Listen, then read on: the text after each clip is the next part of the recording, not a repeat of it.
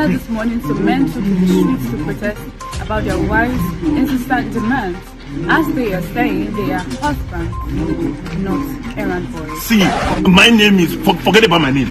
My wife sent me to go and get pepper soup by 2 a.m. I went outside, look at that's how I got this cut.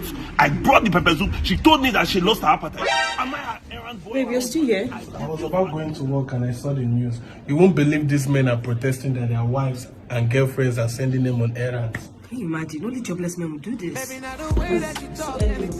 me go to work before I'll be late. Love you. Love you too. Babe, can you stop by my mind kitchen store and get me the goat meat pepper soup I ordered when you're coming back? Okay, is that all? No. So can you stop by Musa's place and get me 4 oranges? The stock is gonna get me.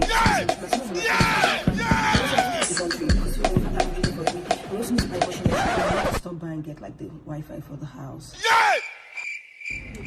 So that's all? Yes.